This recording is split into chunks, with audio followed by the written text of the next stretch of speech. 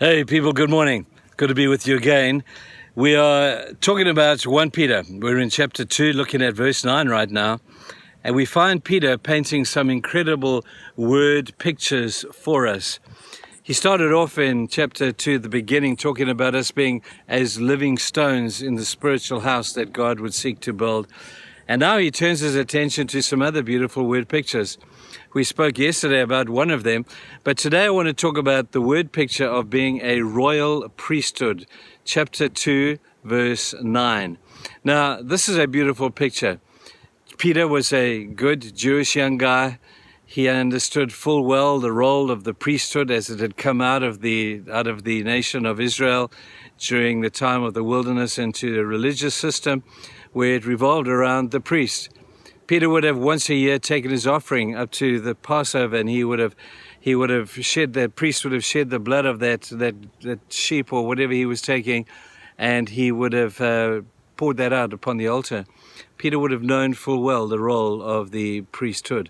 They were a nation chosen by God, and they were a tribe within that nation of the Levitical tribe to fulfill the purpose of running the religious spiritual system in the tabernacle as it was in the wilderness and as it became the temple in Jerusalem at Peter's time. Now, this picture of the priesthood is a great picture for us to look at today.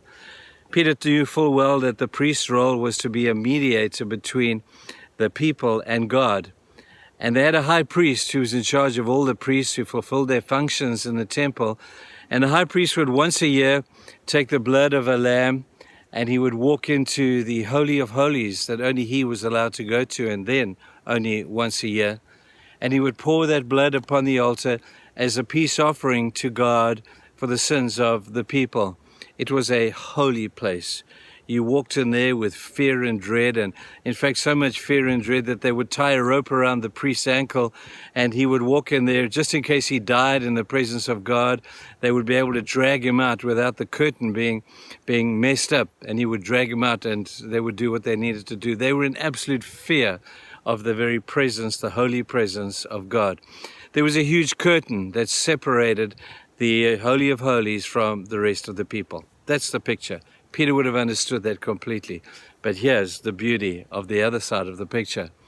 On the day that Jesus was crucified, and after he had died, one of the first things that happened was that huge curtain was torn in two, leaving the Holy of Holies open, torn from top to bottom. Now, this was not just a mere piece of cloth kind of a curtain. This was the real deal. It was a curtain that was woven together, and it would have taken, no group of people could have torn that on their own. Torn from top to bottom. God tore the curtain. He said, no longer because of the death of Christ do we need this curtain anymore, because now you people are all invited into the very presence of God. Isn't that incredible? That is the incredible picture of what took place when Jesus died.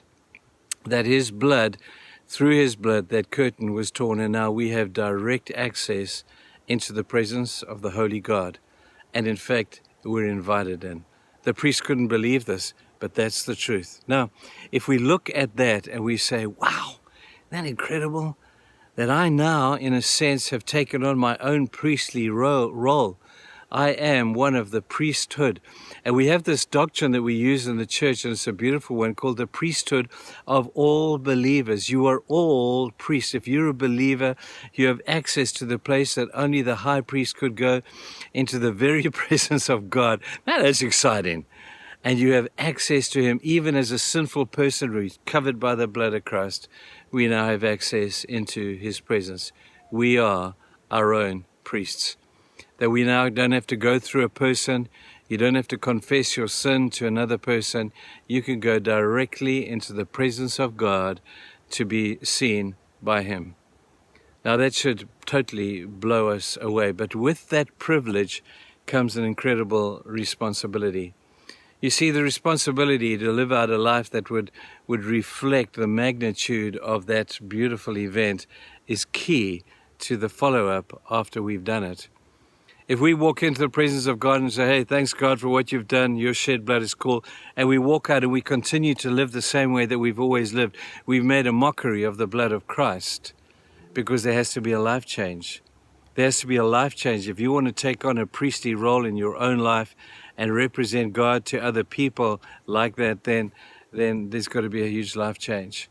So with this enormous privilege, and I don't know, I cannot describe a higher order of privilege than this, man, I think there comes a huge responsibility.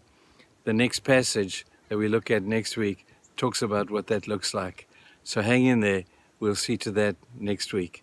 But in the meanwhile, once again, just revel in the wonder of not just being chosen, but you are a priest. We are the priests of our own lives. We have the access to the Holy God, Holy of Holies, through the precious blood of our Lord Jesus Christ that tore the curtain down. That's huge, people. That's huge. Have a good day. Bye.